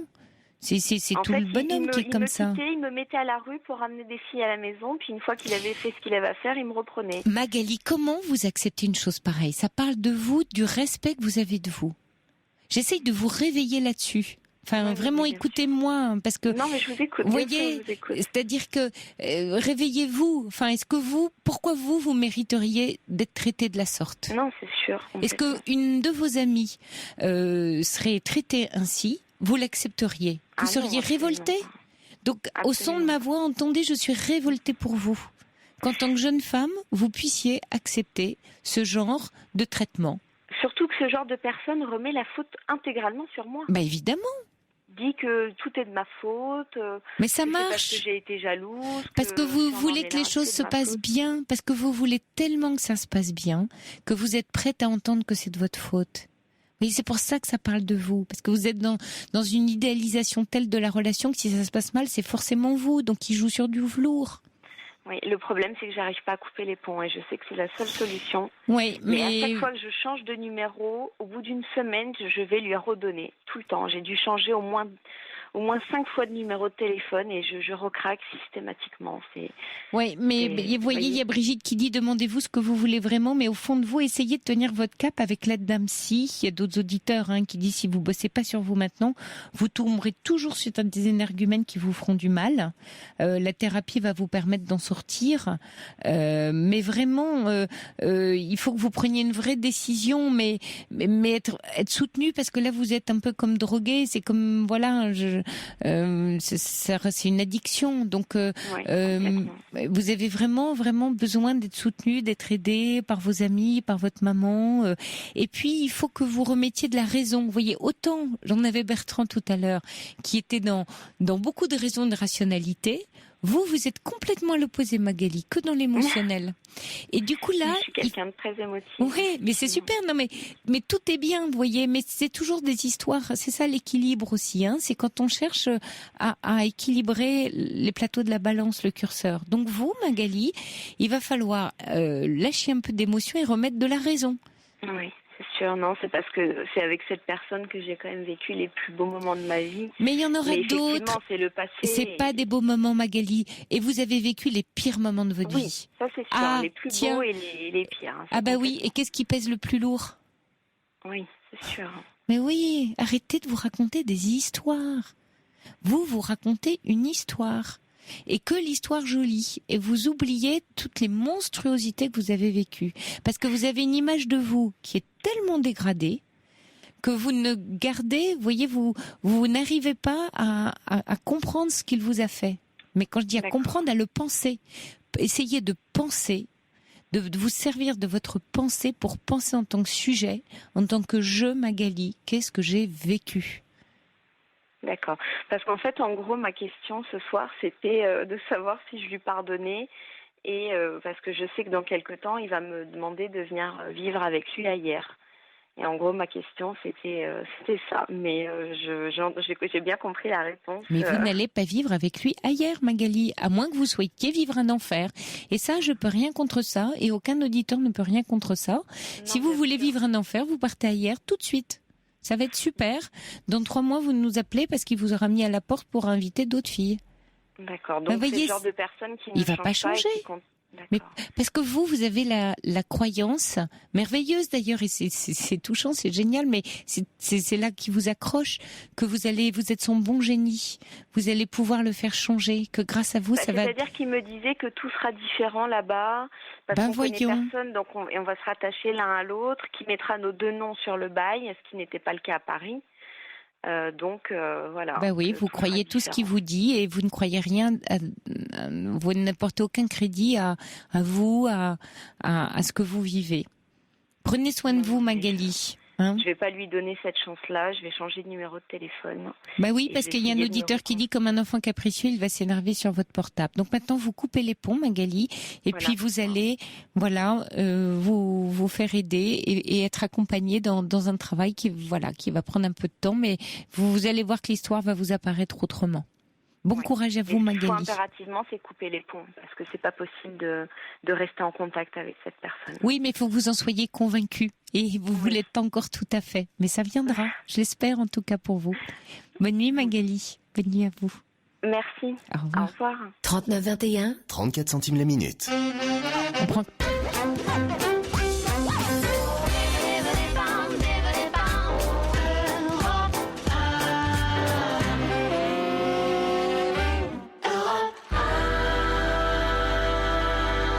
Bonsoir Christine. Oui, bonsoir. Vous riez. C'est l'histoire de Magali. Quand vous parliez avec la jeune femme, et c'est vrai que ça m'angoissait d'entendre ça.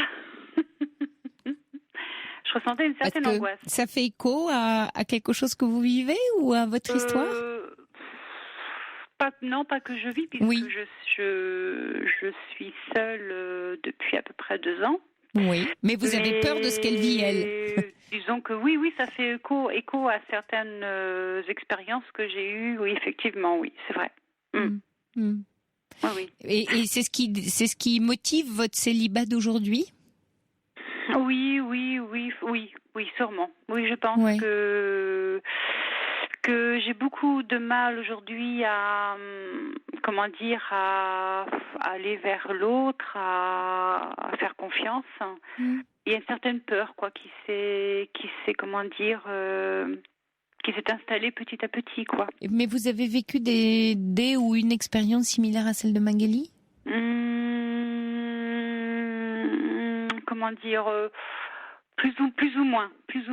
Plus ou moins. Oui, peut-être pas d'être mise à la porte comme ça. Et puis, c'est sûr que j'ai vécu des chauds et des froids comme ça. Pardon ? Des chauds et des froids comme ça. Une expérience entre autres avec le papa de mon fils, parce que j'ai un fils qui a 30 ans, avec qui j'ai vécu 5 ans, et c'est vrai que ça a été une expérience comme assez difficile, assez douloureuse. Et puis moi, j'étais pas très solide non plus, cette période-là. Donc, ça a été très, très difficile. Et puis après, donc, j'ai rencontré. Là, depuis 2 ans, je vis seule. Et en fait, avant ces 2 ans-là, j'ai fréquenté une personne pendant 11 ans. On se voyait que le week-end. Je partais tous les week-ends chez lui. À la campagne, et puis ça s'est arrêté, ça fait 2 ans en fait. Et c'est vrai que ça s'est arrêté faute d'intérêt, de motivation, disons que la difficulté, c'est que moi je suis quelqu'un qui ressent beaucoup les choses, et je les exprime en fait quand je ressens les choses, quand je ressens qu'il y a quelque chose qui va pas. Je peux pas rester comme ça sans l'exprimer en fait. Oui. Je peux pas garder ça à l'intérieur de moi, sinon je vais pas me sentir bien, et je pense pas que ce soit une bonne chose de garder comme ça à l'intérieur de soi des questions ou des inquiétudes, voilà. Et c'est vrai que la personne avec qui j'étais à ce moment-là était plutôt dans la fuite, quand moi j'essayais d'expliquer ce que mon ressenti en fait, ce que je comprenais pas. Oui. Et du coup, c'est vous qui avez mis fin à la relation? C'est autant l'un que l'autre. Oui. Oui. Mais c'est vrai qu'aujourd'hui, c'est pour ça que je me suis dit, je sais pas si j'ai bien fait de faire appel comme ça à l'émission, mais je sais que vous êtes quelqu'un comme qui est assez douce dans la façon de parler avec les personnes, et c'est vrai que c'est assez facile dans ces conditions. Mais c'est vrai que j'aimerais aujourd'hui rencontrer quelqu'un, mais il y a comme un blocage en fait. Il y a l'envie, puis en même temps il y a la peur. Oui.